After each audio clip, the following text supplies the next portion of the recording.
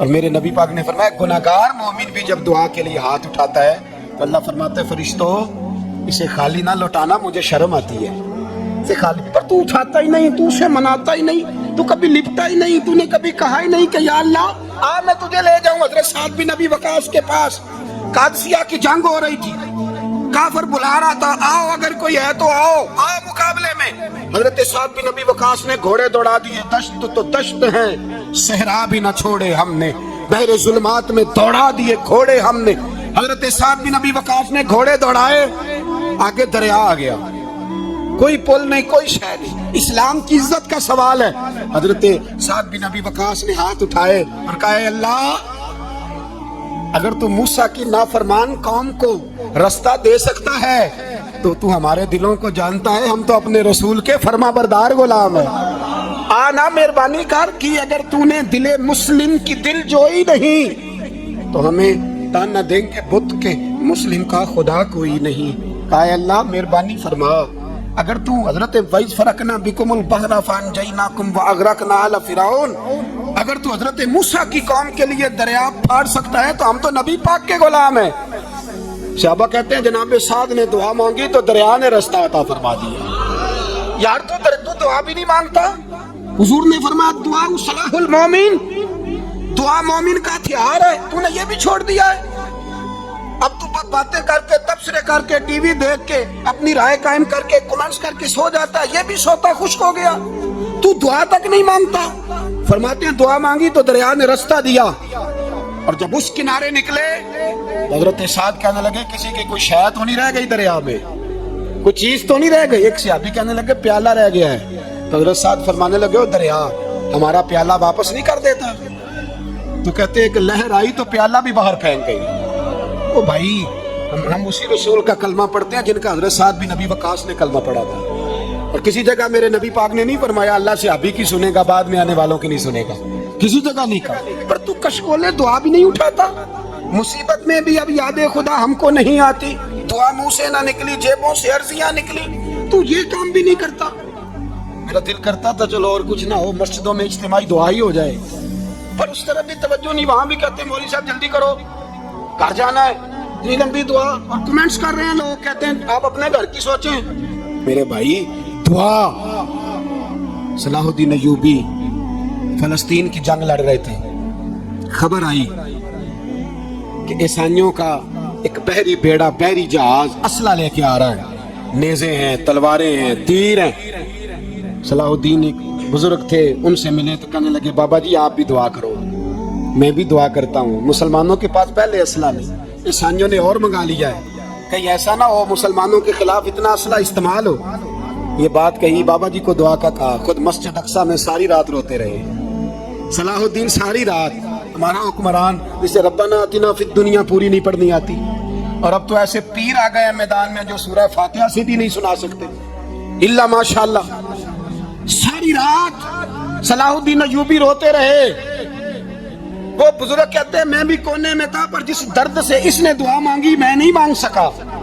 سویرے خبر آئی کہ دشمن کا وہ بحری بیڑا جو اسلحہ لے کے آ رہا تھا دریا میں غرق ہو گیا ہے۔ صبح خبر آئی تو وہ شخص ایک آگے بابا جی سے کہنے لگا بابا جی وہ بحری بیڑا دریا میں غرق ہو گیا، تو بابا جی رو پڑے، کہنے لگے دریا میں غرق نہیں ہوا، صلاح الدین ایوبی کی آنسوؤں میں غرق ہو گیا ہے، اس کے آنسوؤں میں غرق ہو گیا ہے، اس نے رب سے دعا ہی ایسی مانگی اس کے آنسوؤں میں۔ تو دعا بھی نہیں مانگتا میرے بھائی مسلمانوں کے لیے، تو دعا بھی نہیں مانگتا۔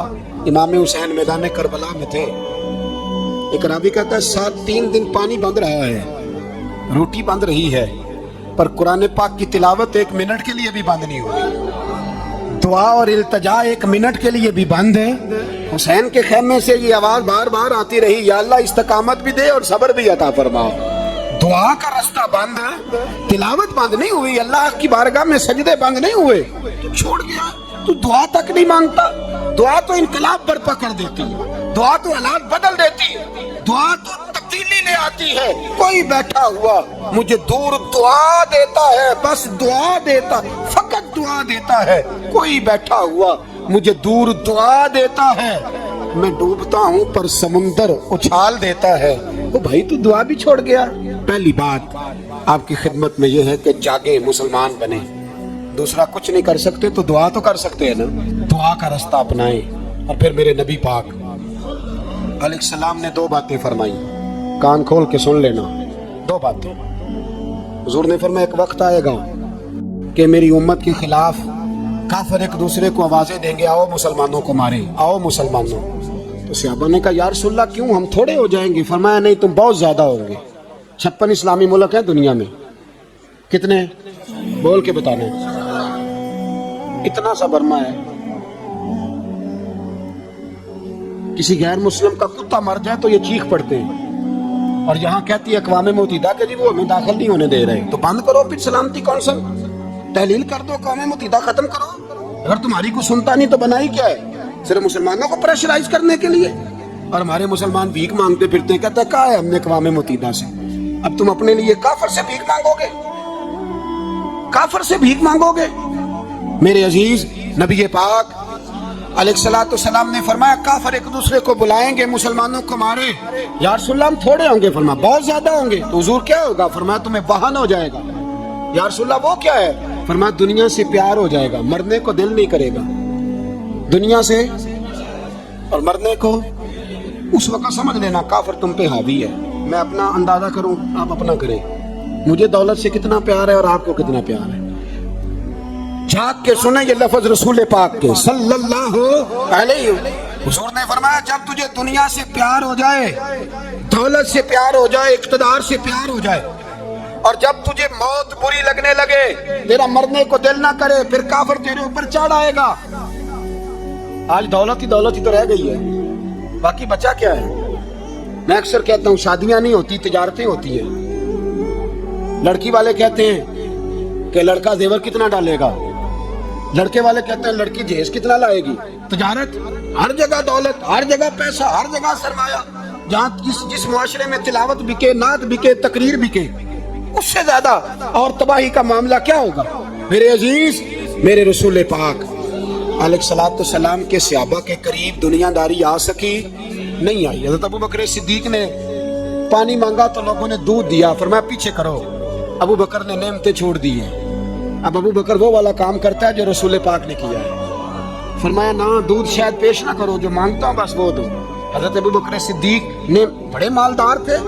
حضرت عمر فاروق رضی اللہ تعالیٰ عنہ کے پاس صحابہ کرام جمع ہو کے آئے, کون سا ایسا شخص ہے جس کی تنخواہ میں اضافہ ہو جائے؟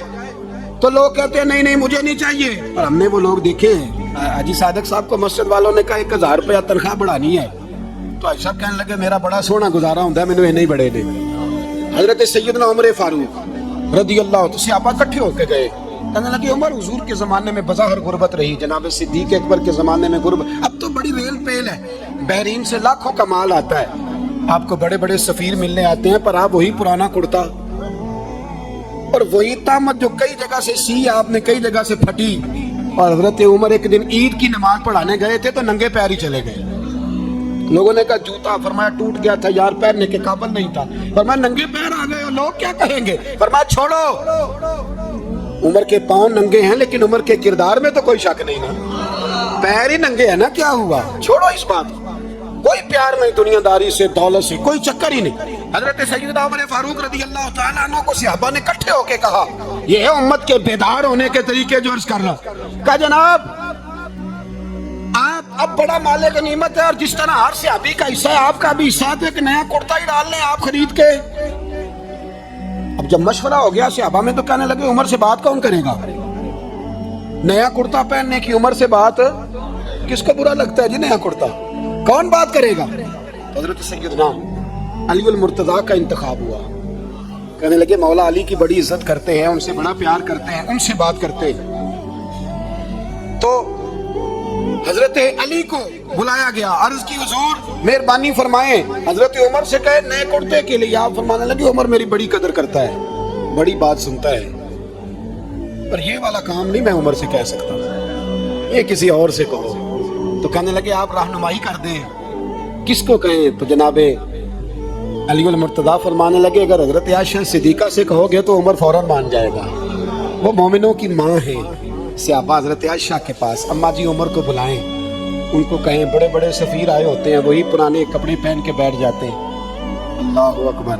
حضرت عائشہ نے پیغام بھیجا، فرمایا عمر کو بلاؤ۔ عمر فاروق دوڑے ہوئے آئے، پردے کے پیچھے حضرت عائشہ کے پاس گھٹنوں کے بل، اماں جی دیر تو نہیں کر آیا میں آنے میں؟ حکم ہو، حضور کے گھر سے پیغام آیا، بڑے بڑے سفیروں کو چھوڑ کے بھاگے۔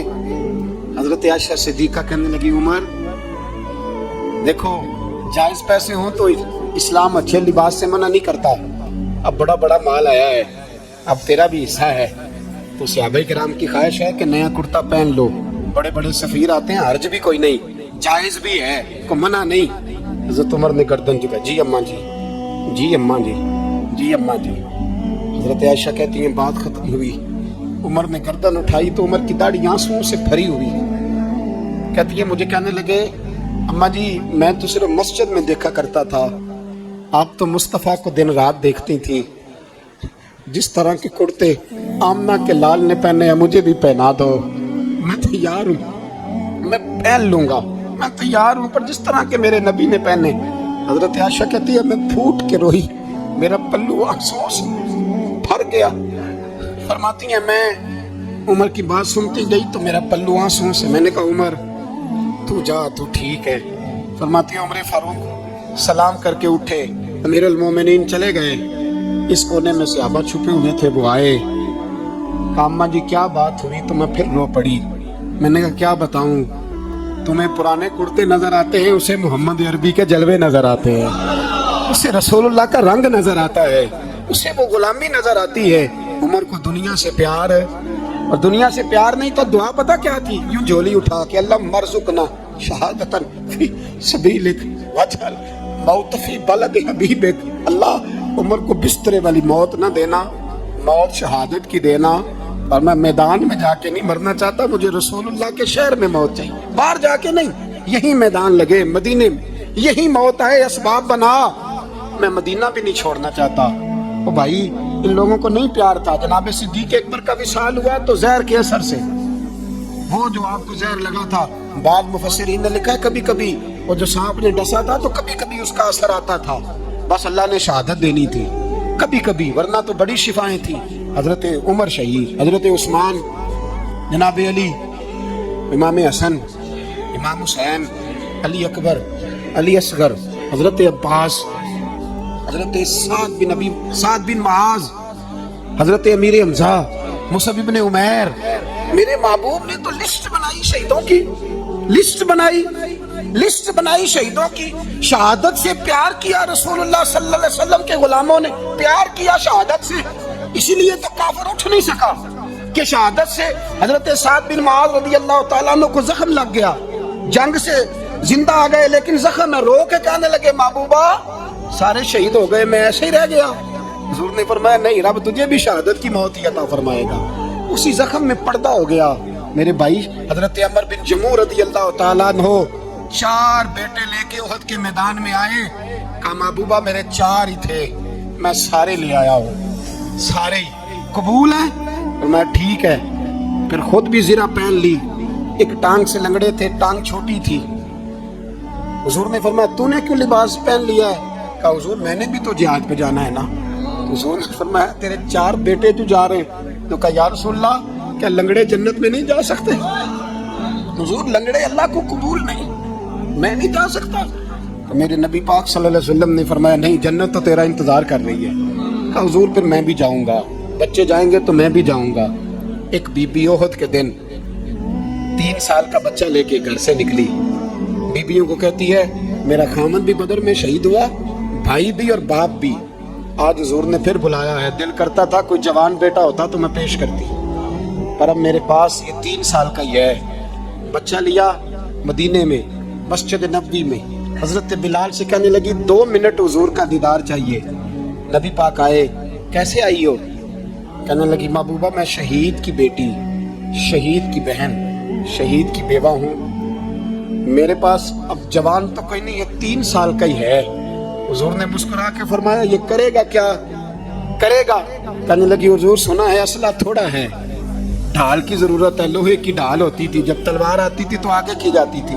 کہا محبوبہ میرا شہید کی اماں بننے کو بڑا دل کرتا ہے، یہ میرا 3 سال کا لے جاؤ، جب تیر آپ کی طرف آیا تو میرا بیٹا آگے کر دینا، یہ ڈھال کا کام تو دے گا نا۔ ہنستے ہوئے محبوب کی آنکھوں میں آنسو آئے، بچے کو پکڑ کے سینے سے لگایا، ماتھا چوما، فرمایا جا تیرے ساتھ وعدہ ہے، قیامت کے دن تجھے شہید کی اماں کہہ کے ہی پکارا جائے گا، وعدہ ہے تیرے ساتھ تجھے شہید کی۔ میرے بھائی مرنے کو دل ہی نہیں مسلمان۔ میرے نبی پاک صلی اللہ علیہ وسلم نے فرمایا جس کے دل میں کبھی شہادت کی آرزو پیدا نہیں ہوئی، اس کے سینے میں دھڑکنے والا دل مومن کا ہے ہی نہیں، وہ تو منافق ہے۔ جو کبھی دین کے رستے میں شہید ہونے کو، میرے بھائیوں دین کو بڑی ضرورت ہے، بڑی ضرورت ہے، بڑی۔ اے خاصان رسول وقت دعا ہے امت پہ تیری آ کے، عجب وقت پڑا ہے۔ وہ دین جو بڑی شان سے نکلا تھا وطن سے پردیس میں، وہ آج غریب الغربا ہے۔ فریاد ہے ایک کشتی امت کے نگہباں، بیڑا یہ تباہی کے قریب آن لگا ہے۔ اور ایک شاعر قلم توڑ گیا، کہنے لگا تجھ سے فریاد ہے اے گنبد خضرا والے، تجھ سے فریاد ہے اے گنبد خضرا والے، کعبے والوں کو ستاتے ہیں کلیسا والے۔ تجھ سے فریاد ہے اے گنبد خضرا، اپنے اندر دین کا درد پیدا کرو، ذوق پیدا کرو، مسلمان بن کے جینا سیکھو۔ جب کوئی برادری پوچھے تو کہو میں محمدی ہوتا ہوں، میں مصطفی ہوتا ہوں، میں رسول اللہ کا غلام ہوتا ہوں، میں پہلے مسلمان ہوں، باقی کچھ بعد میں ہوں۔ خدا را اپنے گھر میں پردہ کراؤ، خدا را رزق حلال کھاؤ، اگر پردے نہ ہو رزق حلال نہ ہو تو جذبہ جہاد پیدا نہیں ہوتا۔ خدا را اپنے اندر انقلاب برپا کرو، دین کے لیے جینا سیکھو۔ دین بڑا تڑپتا ہے، دین بڑا روتا ہے۔ رسول اللہ آج تجارت کرنے والے ملتے ہیں، آج سیاست کرنے والے ملتے ہیں، دین والے نہیں ملتے، دین کے درد والے نہیں ملتے۔ اپیل ہے آپ سے، آج رات 2 نفل پڑھ کے اور کچھ نہ ہو سکے تو مسلمانوں کے لیے دعا ضرور کر دینا، ان کے لیے دعا ضرور کر دینا۔ اپنے آپ کو بیدار کرو، بیدار کرو۔ بھئی ہم تو آج تک اس لیے ڈر رہے ہیں کہ ہمارا چہرہ ہی نبی پاک جیسا نہیں بن سکا، تو داڑھی رکھنے میں بھی ہم ڈرتے ہیں، نمازی بننے، مسجد آباد کرنے میں، مسلمان کہلانے میں بھی تک خوف ہے۔ تو بتلاؤ نا اس سے آگے بات کب چلے گی؟ جہاد کی بات تو بڑی آگے جا کے ہے۔ بدل جاؤ، رسول اللہ کا غلام بن کے جینا سیکھو، نبی پاک صلی اللہ علیہ وسلم کی غلامی کا پٹا اپنے گلے میں ڈالو۔ یہی امام حسین کی سوچ ہے، یہی امام علی مقام کا پیغام ہے، اس کو کبھی فراموش نہ کرنا۔ امام حسین ہمیں بتا گئے سارا کچھ لٹ جائے پر دین کے اندر کوئی نقص واقعہ نہ ہونے پائے، کوئی شرابی، کوئی بے ایمان، کوئی لٹیرا کبھی اس کے سپورٹر نہ بننا۔ ہمیشہ وہ کسی شاعر نے کہا تھا ہم سے نہ رقم ہوں گے قصیدے یزید کے، کسی نے کہا کسی ظالم نے میری سپورٹ کر، میری بات کر، تو اس نے کہا ہم سے نہ رقم ہوں گے قصیدے یزید کے، کیونکہ ہم لوگ تو حسین کے سیرت نگار ہیں، ہم لوگ تو حسین کے سیرت نگار ہیں۔ یہ محرم کے جو دن ہے یہ انقلاب کے دن ہے، رونے پیٹنے کے نہیں، انقلاب کے دن، جذبوں کی بیداری کے دن، ظلم کی آنکھوں میں آنکھیں ڈالنے کا جذبہ پیدا کرنے کے دن، اس کو اسی رنگ میں لو۔ اے خالق کائنات اپنے محبوب کی امت پہ رحم فرما اور اپنے فضل سے ہمیں دلوں میں جذبہ جہاد اور شوق شہادت عطا فرما۔ آخر دعوانا 2 منٹ کی